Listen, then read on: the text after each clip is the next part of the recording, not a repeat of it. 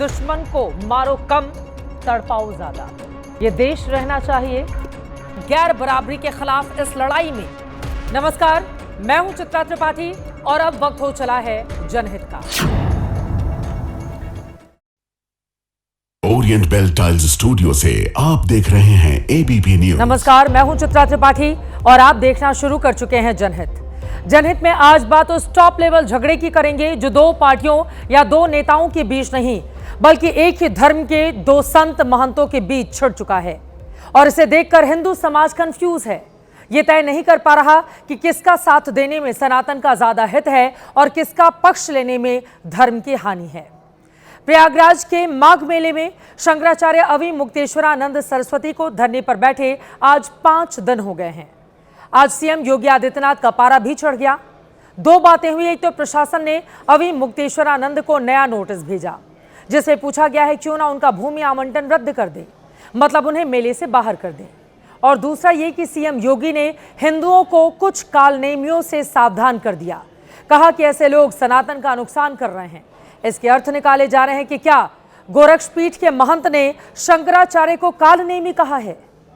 एक भगवाधारी ने दूसरे भगवाधारी की तुलना राक्षस से कर दी। यहां सीएम योगी के साथ एक एडवांटेज हो सकता है कि उन्होंने कालनेमी कहते वक्त अविमुक्तेश्वरानंद का नाम तो नहीं लिया।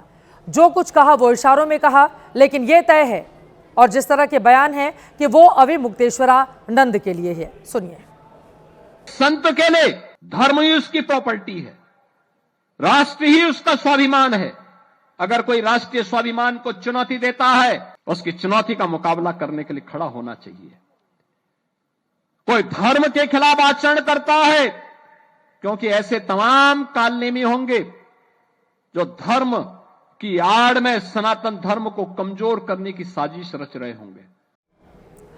योगी के बयान पर शंकराचार्य ने भी आज ही प्रतिक्रिया दे दी, वो भी सुनाएंगे, लेकिन उसके पहले कालनेमी शब्द और उसका अर्थ बताना जरूरी है।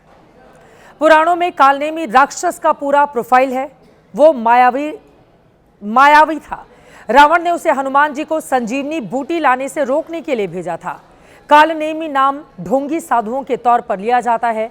वो साधु का वेश बनाकर हनुमान जी को रोकने गया था, पर हनुमान जी ने उसे पहचान लिया था और उसका वध कर दिया था। पिछले दिनों उत्तराखंड में फर्जी साधुओं की धरपकड़ का जो ऑपरेशन चला उसे मिशन कालनेमी नाम दिया गया। यहां सवाल है, क्या सीएम योगी ने शंकराचार्य अविमुक्तेश्वरानंद को उन्हें फर्जी साधुओं की कैटेगरी में रखा है? क्या इसीलिए उन्होंने आज कालनेमी का जिक्र किया? क्या इसी का इशारा देने के लिए उन्होंने कालनेमी के साथ माघ मेले, मौनी अमावस्या और गंगा स्नान का जिक्र किया? क्या योगी ने कालनेमी नाम जानबूझकर लिया है क्योंकि स्वामी अविमुक्तेश्वरानंद पर फर्जी शंकराचार्य होने के आरोप हैं? क्योंकि वो स्वयंभू शंकराचार्य हैं, उन्हें एक पीठ से मान्यता नहीं है। अविमुक्तेश्वरानंद को 13 अखाड़ों से मान्यता भी नहीं मिली है। उनके शंकराचार्य की पदवी का मुद्दा अभी कोर्ट में पेंडिंग है। अविमुक्तेश्वरानंद पर सियासी एजेंडा चलाने का भी शक जाहिर किया जाता है। कुछ तो है इन दो भगवाधारियों के बीच, क्योंकि दोनों का एक ही विचार होता तो ऐसा टकराव नजर नहीं आता। थोड़ी बहुत जो वजह दिखती है वो भी आपको बताएंगे, लेकिन उसके पहले स्वामी अविमुक्तेश्वरानंद का जवाब सुने जो उन्होंने एबीपी न्यूज पर मुख्यमंत्री योगी को दिया। सनातन धर्म को कमजोर करने के लिए ही तो आचार्य का अपमान किया गया है। सनातन धर्म को कमजोर करने के लिए ही तो सन्यासी ब्रह्मचारियों को मारा गया है। सनातन धर्म को कमजोर करने के लिए ही तो जो वेद पाठी है और सनातन धर्म का ज्ञान करने के लिए गुरुकुल में आए बच्चे हैं उनको मारा पीटा गया है ताकि कोई सनातन धर्म का अध्ययन करने के लिए ना आए। आपने सुन लिया, कालनेमी शब्द पर अविमुक्तेश्वरानंद ने सीधे पलटवार नहीं किया, पर तर्क उनके पास भी रहे। सवाल है, अगर दोनों ही भगवाधारी सनातन का हित सोच रहे हैं, दोनों हिंदू धर्म और संस्कृति के उत्थान के लिए काम कर रहे हैं, तो फिर टकराव किस बात का है? दरअसल अविमुक्तेश्वरानंद पर एक छाप लगती है कि वो एंटी बीजेपी शंकराचार्य हैं। बीएचयू में पढ़ाई के दौरान वो छात्र राजनीति में थे। आरोप लगते हैं कि शंकराचार्य बनने के बाद भी उनका राजनीति में मन मचलता रहता है। कहने वाले तो कई प्रमाण भी दे देते हैं। 2019 में वाराणसी में रामराज्य परिषद के टिकट पर पीएम मोदी के खिलाफ उम्मीदवार उतारा था। भगवान पाठक का नामांकन रद्द होने पर शंकराचार्य धरने पर बैठ गए थे। इसे लोकतंत्र की हत्या करार दिया था। जनवरी 2022 में सीएम योगी के लिए कहा, एक संत महंत तो हो सकता है पर सीएम या पीएम नहीं। फरवरी 2024 में राम मंदिर उद्घाटन को गलत बताया, कहा प्राण प्रतिष्ठा अशुद्ध है क्योंकि मंदिर अधूरा है।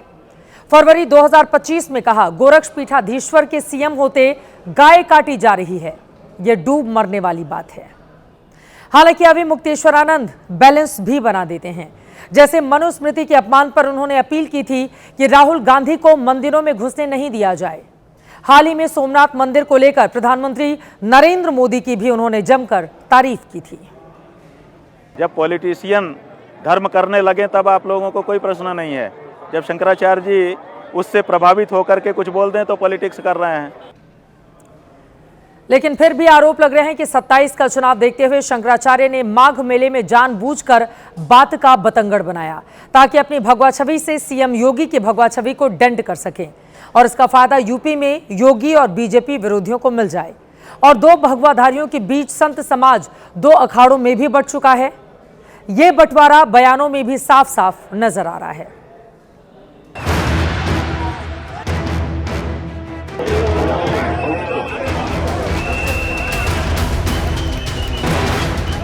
ये जो चोटी खींचने वाला वीडियो पब्लिक हुआ है, जितनी ज्यादती की गई है उसका ये 5% है। इलाहाबाद कुंभ में इतनी बड़ी घटना हुई कि आपके वहां जाने से और पालकी को साथ लेकर के जाने की जिद के कारण उसको रोकना जरूरी था।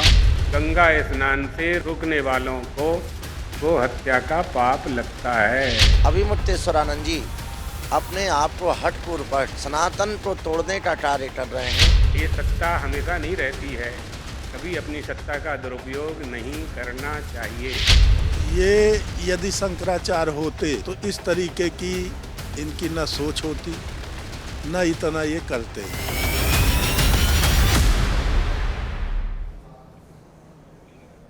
5 दिन से जिस तरह माघ मेले में अभी मुक्तेश्वरानंद के शिविर में समाजवादी पार्टी और कांग्रेस के लोग जमा हो रहे हैं, जिस तरह लखनऊ से दिल्ली तक उनके पक्ष में बैटिंग की जा रही है, उससे भी माहौल बन रहा है कि क्या ये सब 2027 के चुनाव का प्रयोग तो नहीं है।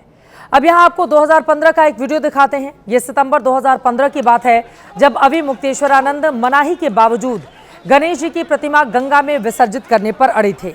तब यूपी में अखिलेश यादव की सरकार थी। प्रदर्शनकारियों ने पत्थरबाजी शुरू कर दी थी, जिस पर पुलिस ने भी लाठियां भांजी थी, संतों को पीटा था। 25 लोग गिरफ्तार भी किए गए थे। अब जबकि संत के अपमान पर विरोधी माहौल बना रहे हैं, तो बीजेपी इस घटना की याद दिला रही है। शंकराचार्य जी और जितने भी हमारे साधु संत हैं, ये हमारी शोभा है। यही सनातन धर्म की परंपरा है, और अगर परंपरा कोई तोड़ रहा है तो वो भारतीय जनता पार्टी है। वेद पाठी हैं, वेद सीख रहे हैं, उनकी चुटिया पकड़कर, उनकी शिखा पकड़कर, घसीटकर और उनके गिरवा वस्त्र को फाड़ा गया। ये अपमान है। गिरवा वस्त्रधारी मुख्यमंत्री बने हैं, शर्म आनी चाहिए योगी जी को।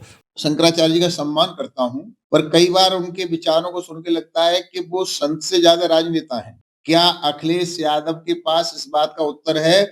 इन्हीं शंकराचार्य अभिभूषानंद जी महाराज को आपने लाठियों से वहीं प्रयाग में पिटवाया था, तो कम से कम इस पर अखिलेश न बोले। अभी मुक्तेश्वरानंद पर सियासी एजेंडे के आरोप इसलिए भी लगते हैं कि कहा तो वो काशी कॉरिडोर का विरोध करते थे, केदारनाथ मंदिर से सोना चोरी होने का आरोप लगाते थे, दिल्ली में केदारनाथ का डुप्लीकेट मंदिर बनने पर सवाल उठाते थे। लेकिन वैसा ही डुप्लीकेट केदारेश्वर मंदिर जब इटावा में अखिलेश बनवा रहे हैं तो चुप हो जाते हैं, नोटिस भी नहीं लेते हैं। सोशल मीडिया पर इस तरह की कमेंट्री चल रही है कि 2015 में अखिलेश ने अभी मुक्तेश्वरानंद को पीट दिया तो 2026 में योगी ने उनके शिष्यों को पिटवा दिया। धर्माचार्यों का काम समाज को जगाना होता है या उकसाना?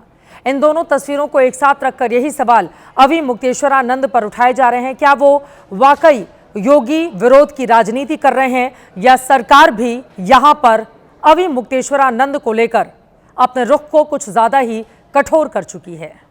हालांकि यह स्पष्ट है कि सीएम योगी ने कालनेमी का जिक्र करते हुए किसी का नाम नहीं लिया है। सुनिए।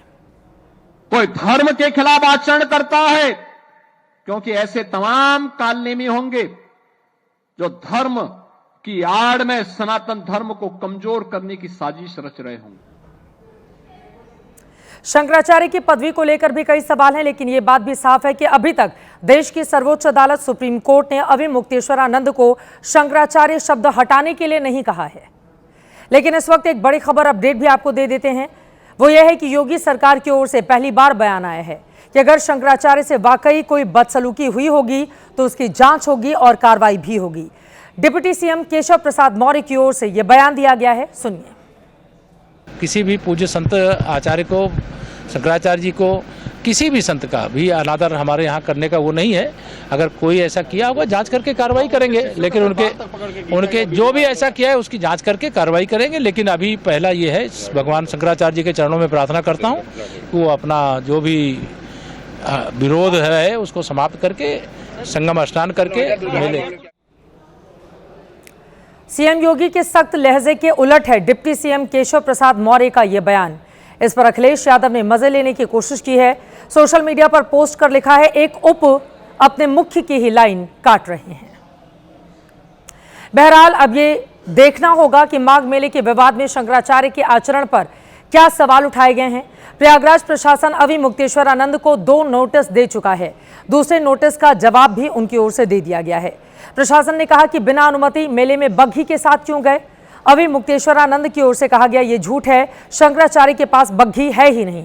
प्रशासन ने कहा आपने संगम क्षेत्र में भगदड़ का खतरा पैदा किया। अभी मुक्तेश्वरानंद ने जवाब दिया यह आरोप दुर्भावनापूर्ण और आशंका भ्रामक है। प्रशासन ने कहा क्यों ना आप माघ मेले में प्रतिबंधित कर दिए जाएं। अभी मुक्तेश्वरानंद ने कहा है सरकारी अधिकारी ये नहीं पूछे तो ही ज्यादा अच्छा है। अब कल बसंत पंचमी के मौके पर माघ मेले का बड़ा स्नान होगा। देखना होगा कल शंकराचार्य को लेकर प्रशासन का रुख क्या रहता है और कल वो स्नान करते हैं या फिर नहीं, या हठयोग पर ही आमादा रहते हैं। और प्रशासन की भी यहां पर जिम्मेदारी है। भगवाधारी एक व्यक्ति के साथ जिस तरह का सलूक किया जा रहा है वो कतई जायज नहीं ठहराया जा सकता। खबरों में आगे बढ़ेंगे। महाराष्ट्र की राजनीति का रुख करते हैं, जहां से आज 4 बड़ी खबरें सामने आई हैं। लॉटरी सिस्टम के जरिए आज ये फैसला हो गया है कि किस कैटेगरी के मेयर किस शहर में चुने जाएंगे।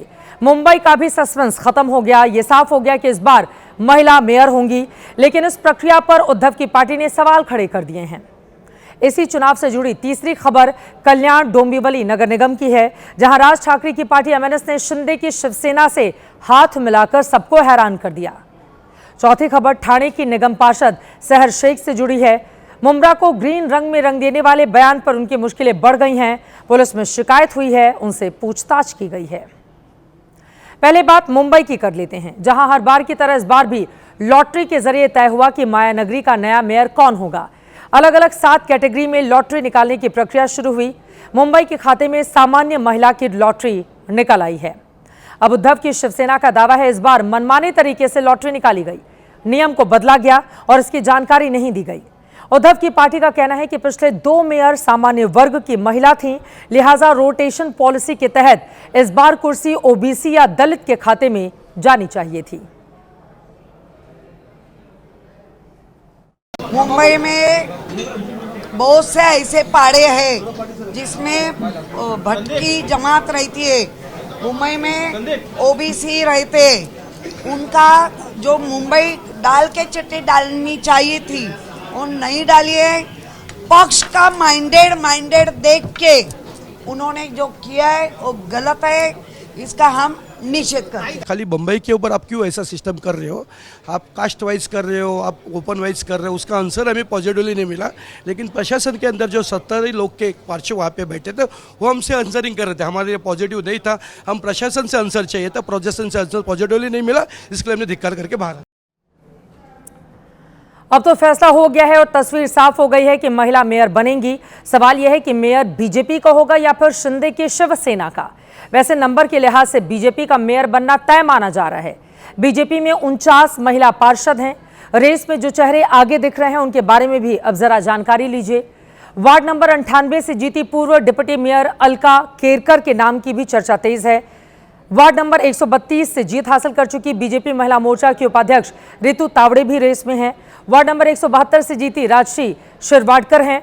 हर्षिता नार्वेकर, आशा मराठे का नाम, ये जो चेहरे आपको दिखा रहे हैं ये इस समय रेस में चल रहे हैं आगे। इनके अलावा भी कुछ नामों की चर्चा राजनीतिक गलियारों में हो रही है। वैसे अंतिम फैसला बीजेपी नेतृत्व करेगा। देवेंद्र फडणवीस के विदेश दौरे से लौटने पर इनमें से हो सकता है किसी नाम पर मुहर लग जाए। ये तो मुंबई की बात हुई। अब जरा मुंबई से सटे कल्याण के डोंबिवली नगर निगम की खबर भी जानिए, जहां से आई खबर ठाकरे परिवार की दोस्ती को दुश्मनी में बदल सकती है। कल्याण डोंबिवली नगर निगम में शिंदे की शिवसेना अपने दम पर बहुमत से दूर है। हालांकि चुनाव उसने बीजेपी के साथ लड़ा था, लेकिन मेयर की जोड़ तोड़ में लगे शिंदे की शिवसेना ने राज ठाकरे की पार्टी से हाथ मिला लिया है। राजनीतिक गलियारों में चर्चा होने लगी है कि राज ठाकरे ने उद्धव के दुश्मन नंबर 1 से दोस्ती कर ली। सवाल पूछे जा रहे हैं कि अब भाई को धोखा दे रहा है। तस्वीर को देखिए, एकनाथ शिंदे के बेटे श्रीकांत शिंदे के साथ करीब बैठे जिस शख्स को आप देख रहे हैं वो राज ठाकरे की पार्टी के नेता राजू पाटिल हैं। ठाणे से लेकर कल्याण तक राजू पाटिल को राज ठाकरे का आंख और कान समझा जाता है। श्रीकांत शिंदे के साथ मिलकर राजू पाटिल ने एमएनएस का समर्थन शिंदे की शिवसेना को दिया है। सवाल यह है, राज ठाकरे ने उद्धव की पार्टी तोड़ने वाले शिंदे से हाथ क्यों मिलाया? क्या राज और उद्धव ठाकरे का रिश्ता फिर टूटेगा?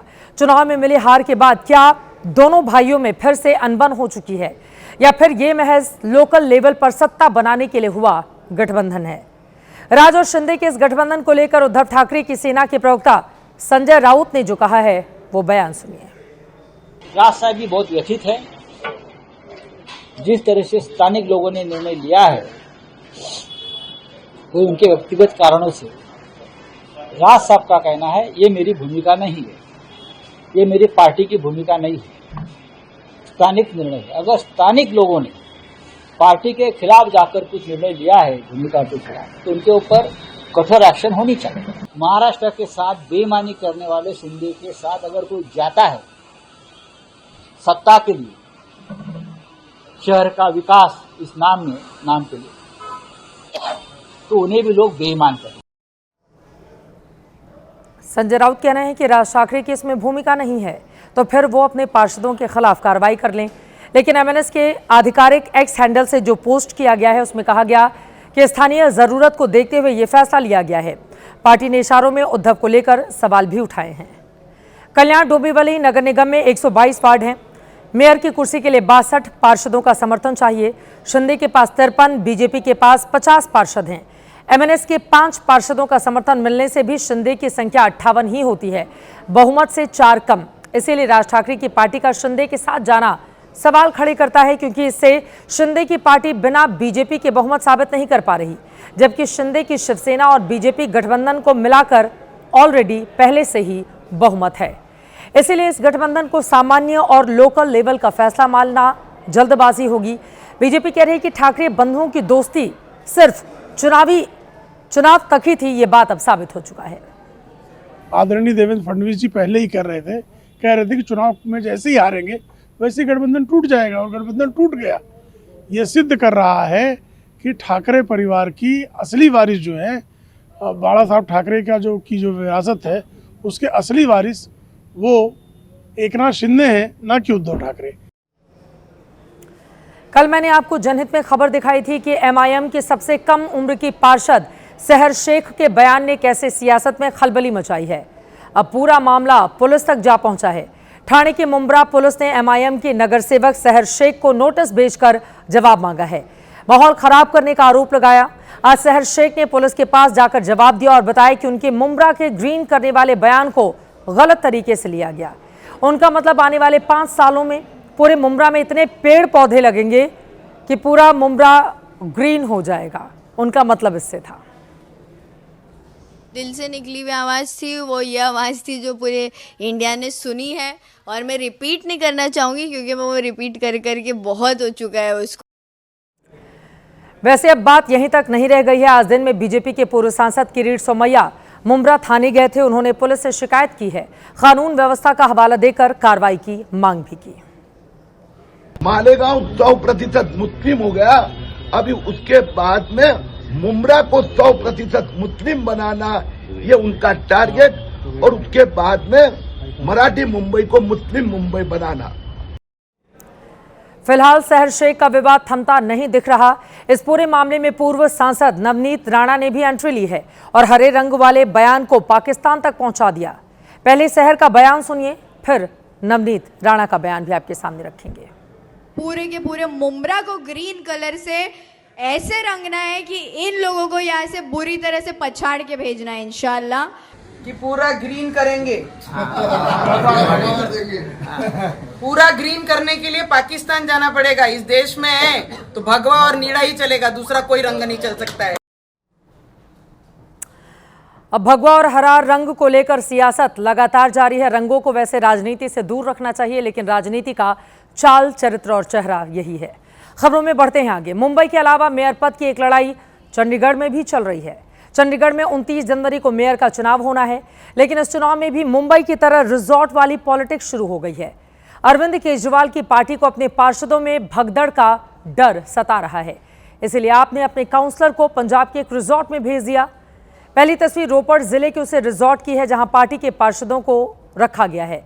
दूसरी तस्वीर आज उस वक्त की है जब आम आदमी पार्टी के मेयर उम्मीदवार और पार्षद पंजाब पुलिस की वैन में चंडीगढ़ नगर निगम पहुंचे। कड़ी सुरक्षा के बीच मेयर और डिप्टी मेयर पद के लिए नामांकन दाखिल किया। अगर हमें डर होता तो हम यहाँ क्यों खड़े होते, फिर तो हम रिजॉर्ट में रहते। हम लोग ठीक है गए थे, सभी पार्टी गई थी, दूसरी भी जाती है, हम भी जाते हैं। एक गेड़ी मारे क्या गेड़ी आगे वापिस। पार्षद भले ही अपनी बाड़ेबंदी के बाद से इनकार कर रहे हैं, लेकिन मेयर चुनाव से पहले आम आदमी पार्टी को अपने पार्षदों की पहरेदारी की नौबत इसलिए आई। दरअसल कांग्रेस और आप का गठबंधन टूटने से चंडीगढ़ के मेयर की कुर्सी का समीकरण बदल चुका है। चंडीगढ़ नगर निगम में कुल 35 पार्षद हैं। मेयर चुनाव में एक वोट चंडीगढ़ के सांसद का भी होता है, जिसे मिलाकर कुल 36 वोट होते हैं। बहुमत का नंबर है 19, जबकि बीजेपी के 18, आम आदमी पार्टी के 11 और कांग्रेस के 6 पार्षद हैं। अब कांग्रेस आपके बीच गठबंधन की गुंजाइश खत्म होने के बाद 18 वोट से चंडीगढ़ में बीजेपी का मेयर बनना तय माना जा रहा है, लेकिन आम आदमी पार्टी को चिंता है कि 2025 की तरह उसके पार्षद फिर से बीजेपी के लिए क्रॉस वोटिंग ना कर दें। इसीलिए 21 जनवरी को पार्टी ने सभी पार्षदों को पंजाब रवाना कर दिया था। तो फिर हमें डर है ना, गुंडे हैं भाजपा वाले, पता नहीं किसी पे FIR करवा दें, कोई उठवा ले, एक्सीडेंट करवा दें। डर तो होता ही है, कुछ भी हो सकता है। हमें डर होता है कि इनकी पूरे देश में सरकार है, गुंडागर्दी करेंगे, हम अंदर करवा दी, फिर क्या होगा। लेकिन चंडीगढ़ मेयर चुनाव में कांग्रेस के साथ गठबंधन फेल होने के बाद आम आदमी पार्टी का पार्षदों को रिजॉर्ट भेजने वाला प्लान भी फेल हो गया है। आम आदमी पार्टी ने सभी 11 पार्षदों को पंजाब के रोपड़ जाने के लिए कहा, लेकिन बुधवार को 11 में से सिर्फ 9 पार्षद ही रिजॉर्ट पहुंचे, जबकि 2 लापता हो गए। उन्हीं में से एक पार्षद रामचंद्र यादव ने आज पार्टी से बगावत करते हुए डिप्टी मेयर पद के लिए नामांकन कर दिया। कांग्रेस के 2 पार्षद रामचंद्र यादव के नाम के प्रस्तावक बने। चंडीगढ़ में कांग्रेस और आम आदमी पार्टी का गठबंधन टूटने की एक बड़ी वजह यह भी है कि अगले साल की शुरुआत में यूपी के साथ पंजाब में भी विधानसभा चुनाव होना है, जिनमें मुख्य मुकाबला आम आदमी पार्टी और कांग्रेस के बीच ही पंजाब में माना जा रहा है। मैंने कोई पार्टी ज्वाइन नहीं करी है, पार्टी में ही है, पार्टी के लिए ही कर रहे हैं काम। और मेरी इच्छा थी चुनाव लड़ने की, तो मैंने भर दिया नॉमिनेशन। जिस पार्टी के पास संख्या ना हो, जो अपने पार्षदों को संभाल ना सके, फिर उनके साथ ऐसा चुनाव उनको बोझ ढोना मुझे लग रहा है ठीक नहीं था। और उधर गणतंत्र दिवस पर एक बार फिर ऑपरेशन सिंदूर की विजय गाथा की झलक देखने को मिलेगी। वायुसेना ने फ्लाई पास्ट के लिए खास तैयारियां कर रखी हैं। इस दौरान हर वो लड़ाकू विमान आसमान में दिखेगा जिसने पाकिस्तान को धुआं धुआं कर दिया था। देखिए।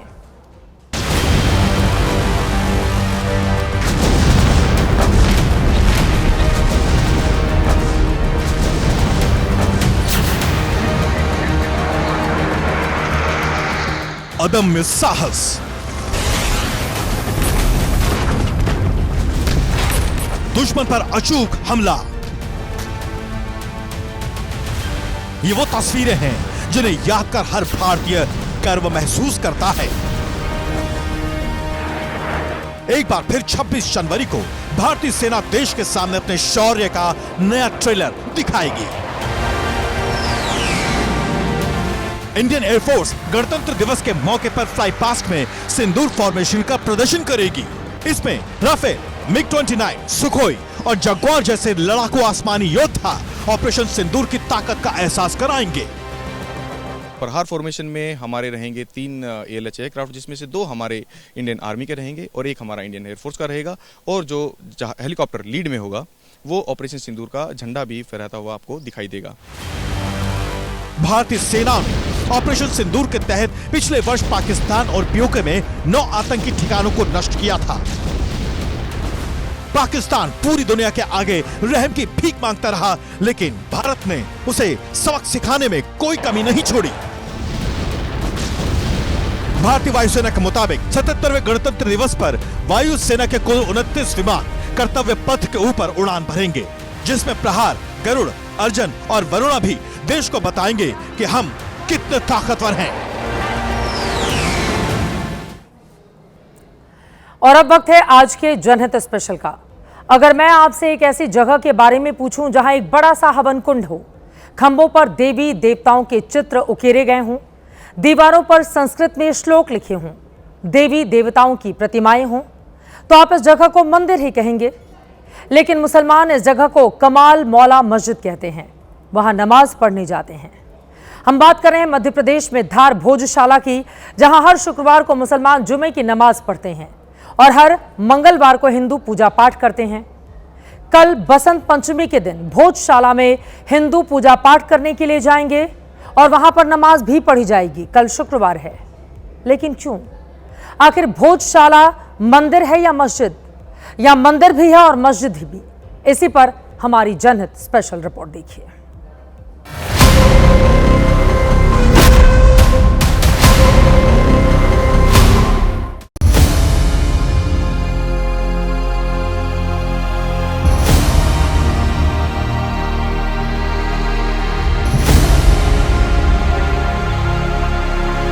मंदिर है, मंदिर था और मंदिर रहेगा।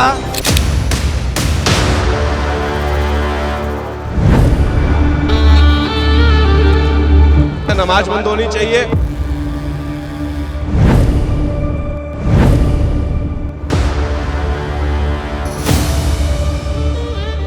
हिंदू धर्म का मंदिर है यहाँ पे, और सरस्वती माता की पूजा हमेशा होती ही रही है।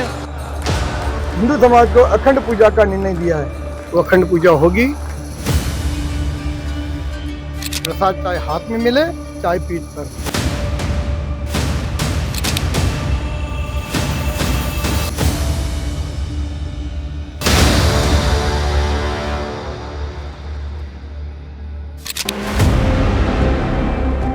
देवी देवताओं की मूर्तियां,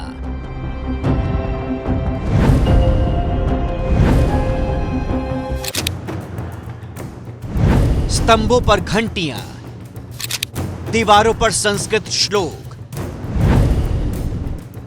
और हवन कुंड। धार के भोजशाला परिसर की दरो दीवार मंदिर होने की गवाही खुद देती हैं, लेकिन मुसलमान इसे कमाल मौला मस्जिद कहते हैं। यज्ञशाला के सामने नमाज पढ़ते हैं, हिंदू देवी देवताओं की मौजूदगी में सजदा करते हैं, क्योंकि पहले विदेशी आक्रांताओं ने भोजशाला में मौजूद मंदिर को ध्वस्त करके वहां मस्जिद खड़ी कर दी और फिर अदालतों ने यहां नमाज और प्रार्थना का रोस्टर बना दिया। मंगलवार का दिन भगवान के लिए बुक कर दिया, शुक्रवार का दिन खुदा के लिए बुक कर दिया। बाकी दिनों में सभी धर्मों के लोगों के लिए बुकिंग खुली रहती है। साल 2003 से एएसआई के आदेश पर यही व्यवस्था चल रही है।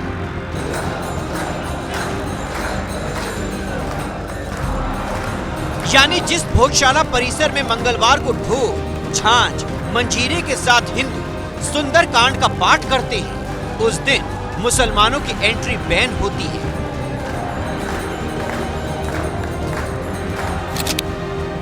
उसी भोजशाला परिसर में शुक्रवार को मुस्लिम जुमे की नमाज पढ़ते हैं और हिंदुओं को एंट्री की परमिशन नहीं मिलती।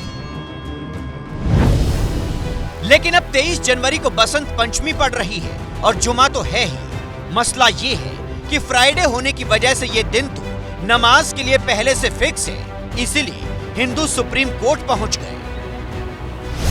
गुहार लगाए कि बसंत पंचमी के दिन धार भोजशाला में सूर्योदय से सूर्यास्त तक पूजा पाठ के एक्सक्लूसिव राइट्स दिए जाएं। साथ में ये भी डिमांड कर दी गई कि बसंत पंचमी के मौके पर भोजशाला में 5 बजे के बाद ही नमाज की परमिशन दी जाए। मस्जिद पक्ष ने ऐतराज किया, कहा कि नमाज तो दोपहर 1 से 3 बजे के बीच ही अदा की जाएगी, क्योंकि जुमे की नमाज का समय बदला नहीं जा सकता।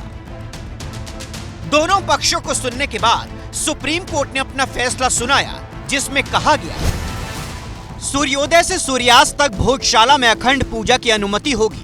दोपहर 1 बजे से 3 बजे तक नमाज भी पढ़ी जाएगी, लेकिन नमाज पढ़ने के लिए भोजशाला कैंपस में अलग से जगह तय की जाएगी। यानी बसंत पंचमी पर भोजशाला परिसर में हिंदू और मुसलमान दोनों की एंट्री होगी, पूजा पाठ और नमाज दोनों की परमिशन होगी। लेकिन आज additional solicitor general of India और एडवोकेट जनरल मध्य प्रदेश दोनों ने ही बयान दिया कि हम लोग मुस्लिम पक्ष के लिए अलग से एक जगह को आइडेंटिफाई कर देंगे कैंपस में ही, और उनके लिए अलग से प्रवेश द्वार होगा। सुप्रीम कोर्ट ने एक सुप्रीम फैसला दिया है, जिसमें ये कहा गया है कि एक कमाल मौला मस्जिद परिसर के अंदर ही जो है एक जगह सुनिश्चित की जाए और वहां पर हमारी नमाज करवाई जाए। शहर में अमन शांति बनी रहे और जो सुप्रीम कोर्ट का आदेश है उसका सभी को पालन करना चाहिए। सुप्रीम कोर्ट ने क्लियर कहा है कि ये व्यवस्था सांप्रदायिक सौहार्द और कानून व्यवस्था बनाए रखने के मकसद से की गई है। प्रशासन को आदेश दिया है कि दोनों समुदायों के धार्मिक आयोजनों में किसी तरह की बाधा न आए, जैसा कि इतिहास रहा है। साल 2003 से लेकर 2016 के बीच 3 बार ऐसा मौका आया है जब बसंत पंचमी शुक्रवार को ही थी। तीनों ही बार हिंदू समाज और मुस्लिम समाज के बीच विवाद की स्थिति पैदा हुई थी। साल 2013 में तो बसंत पंचमी और शुक्रवार एक दिन आने पर धार में माहौल बिगड़ गया था। हिंदुओं की जगह छोड़ने से इनकार करने पर पुलिस को हवाई फायरिंग और लाठी चार्ज करना पड़ा था। दोबारा ऐसा ना हो, इसके लिए प्रशासन ने कड़ा इंतजाम कर दिया है। लॉ एंड ऑर्डर को मेंटेन करने के लिए हमने जो भोजशाला का जो परिसर है उसको 6 सेक्टर्स में डिवाइड किया है, जिसको एसपी रैंक के ऑफिसर्स प्रत्येक सेक्टर को मॉनिटर करेंगे। उनके साथ अनुभवी एडिशनल एसपी, डीएसपीज और अच्छा बल सभी उपलब्ध रहेगा। इसके अलावा शहर को हमने 7 जोन्स में डिवाइड किया है, जिसमें एक एक गली पर हमारी मॉनिटरिंग रहेगी। सभी 7 जोन्स में एसपी रैंक के अधिकारी प्रभारी रहेंगे और उनके साथ में mobile parties, bike parties, reserve parties, paramilitary का फोर्स, ये सभी अवेलेबल रहेगा। बसंत पंचमी का मैटर तो सुप्रीम कोर्ट ने सेट कर दिया, लेकिन हिंदू चाहते हैं कि भोजशाला के परमानेंट राइट्स उनको मिलने चाहिए। चाहते थे कि हम अखंड पूजा करें, सूर्य उदय से लेके सूर्य अस्त तक हम पूरा अखंड पूजा करना चाहते हैं। मंदिर जो है वो हमारा माँ सरस्वती का स्थान है, वो स्थान है, था और रहेगा। सरकार के साथ है, सरकार हमारे साथ है। वाग देवी यहाँ स्थापित थी, रहेंगे और हम पूर्णतः अखंड पूजा करेंगे। पता है सभी को कि मंदिर था, है और रहेगा। हमें अखंड पूजा करनी है, करेंगे हम। साल में एक बार बसंत पंचमी आती है माँ वाग देवी की, और हमारा यही कहना है कि हम अखंड पूजा करेंगे।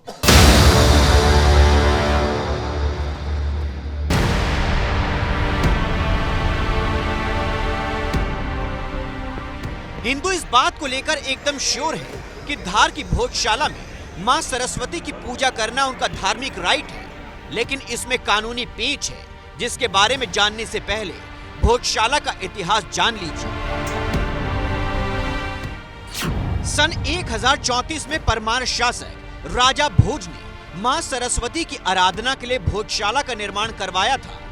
भोजशाला परिसर में सन 1035 में मां सरस्वती की प्रतिमा की प्राण प्रतिष्ठा बसंत पंचमी के दिन ही की गई थी। ये नालंदा और तक्षशिला की तरह एक विशाल आवासीय संस्कृत विश्वविद्यालय था। भोजशाला में माघ, बाणभट्ट, कालिदास जैसे प्रकांड विद्वानों ने अध्ययन और अध्यापन किया था। स्थापना से लगातार 271 वर्षों तक भोजशाला ज्ञान का केंद्र बनी रही, जब तक 1305 में अलाउद्दीन खिलजी ने भोजशाला सहित कई हिंदू स्थलों को ध्वस्त नहीं करवा दिया। सन 1504 में महमूद खिलजी द्वितीय ने आक्रमण कर भोजशाला को मस्जिद में कन्वर्ट करने का प्रयास किया। खिलजी ने ही भोजशाला में प्राचीन सरस्वती मंदिर के अवशेषों पर मस्जिद बनवाई। मुगल आक्रमणकारियों ने मां वागदेवी की प्रतिमा भी खंडित कर जमीन में गाड़ दी थी। भोजशाला परिसर में वर्ष 1977 से मुसलमान नमाज पढ़ रहे हैं। भोजशाला के मुख्य द्वार पर यह मकबरा अरबी मूल के कमाल मौलाना का है, जिनके नाम पर ही भोजशाला को मौला कमाल मस्जिद कहते हैं। दूसरे समुदाय से हमारा कोई बैर नहीं है, शांति व्यवस्था यहाँ पर है, हिंदू मुस्लिम समुदाय यहाँ पर एक है, वो अपना खुशी और त्यौहार से मनाए ना, और जो मनाना चाहते हैं हिंदू मुस्लिम समाज को उसमें आपत्ति नहीं है। बस यहाँ शांति व्यवस्था बनी रहे, हिंदू मुस्लिम सब यहाँ आपस में भाई हैं और हम यही चाहते हैं कि यहाँ शांति का माहौल बने। भोजशाला मंदिर है या मस्जिद, ये कानून का मामला है, क्योंकि हिंदू और मुस्लिम दोनों पक्ष इसको लेकर इंदौर हाई कोर्ट में केस लड़ रहे हैं। वैसे तो प्रत्यक्ष को प्रमाण की जरूरत नहीं होती, भोजशाला का कोना कोना मंदिर होने की मुनादी करता है, लेकिन हाई कोर्ट के आदेश पर एएसआई ने मार्च 2024 से जुलाई 2024 के बीच भोजशाला परिसर का वैज्ञानिक सर्वे किया था, ताकि भोजशाला मंदिर है या मस्जिद ये तय किया जा सके। एएसआई ने अपनी रिपोर्ट में सबूतों के साथ दावा किया कि मस्जिद जैसी संरचना बाद में बनी, जिसमें पुराने मंदिरों के हिस्सों का दोबारा उपयोग किया गया। सर्वे में प्राचीन मंदिर के 1700 से ज्यादा अवशेष मिले हैं। 94 से 97 खंडित मूर्तियां मिली हैं। गणेश, ब्रह्मा, नरसिम्हा, भैरव, सरस्वती, हनुमान, शिव, कृष्ण, वासुकी नाग की मूर्तियां मिली हैं। 106 स्तंभ मिले हैं, जिनमें से 82 पर भित्ति चित्र और मूर्ति कला है। दीवारों पर मानव और पशु आकृतियां, शिलालेख और संस्कृत श्लोक लिखे हुए हैं। शंख, चक्र, हवन कुंड भी मिले हैं। भोजशाला में देवी सरस्वती के स्वरूप वाग्देवी की खंडित मूर्ति को अंग्रेज अपने साथ ले गए थे। 151 वर्षों से मां वाग्देवी की प्रतिमा लंदन के एक म्यूजियम में रखी हुई है। इन सारे तथ्यों और एएसआई की रिपोर्ट के आधार पर हिंदू पक्ष भोजशाला में पूजा पाठ के एक्सक्लूसिव राइट्स चाहता है। एएसआई की भी रिपोर्ट आ गई है और ये पूरा का पूरा परिसर एक हिंदू मंदिर का परिसर है, मां सरस्वती का परिसर है। तो जो एएसआई ने पूर्व में पारित आदेश है 7 अप्रैल 2003 का, जिसमें मुस्लिम समाज के लोगों को यहाँ पे फ्राइडे के दिन नमाज पढ़ने की इजाजत दी गई है, वो गलत है। उसको मॉडिफाई किया जाए और हिंदू समाज के लोगों को यहाँ पे एक्सक्लूसिव राइट दिया जाए पूजा पाठ। भोजशाला को लेकर हिंदू और मुसलमान पक्ष के अपने अपने दावे हैं और इसको लेकर नियम कायदे भी बदलते रहे हैं। साल 1995 में पहली बार यहां मंगलवार को पूजा और शुक्रवार को नमाज पढ़ने की अनुमति दी गई। फिर 12 मई 1997 में मंगलवार की पूजा पर रोक लगा दी गई। फिर पूजा पर यह प्रतिबंध 31 जुलाई 1997 को हटा दिया गया। 6 फरवरी 1998 को एएसआई ने भोजशाला परिसर में पूजा पर प्रतिबंध लगा दिया। 2003 में मंगलवार को फिर से पूजा करने की अनुमति दे दी गई। अब हाई कोर्ट को यह तय करना है कि भोजशाला मंदिर है या मस्जिद, लेकिन फिलहाल तो भोजशाला मंदिर भी है और मस्जिद भी। शासन प्रशासन के सामने ये चुनौती है कि वो नमाज और पूजा एक साथ शांतिपूर्ण तरीके से यहाँ पर करवाएं। एक सवाल भी है कि सैकड़ों साल से जो स्थान अपने ऐतिहासिक पहचान के लिए संघर्ष कर रहा है, क्या कभी उसे अपनी वो पहचान वापस मिल पाएगी?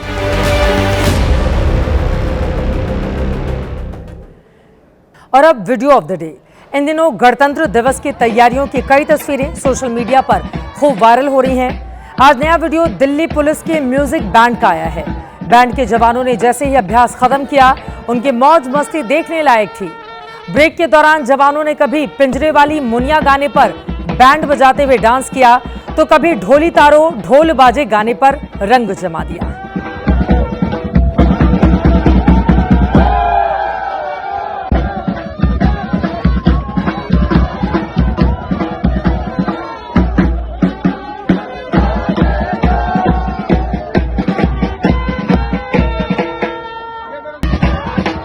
और अब आज का जनहित मंत्र।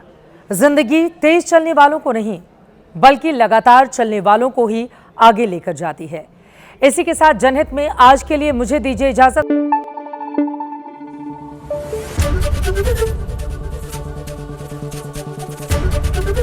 एबीपी न्यूज आपको रखे आगे।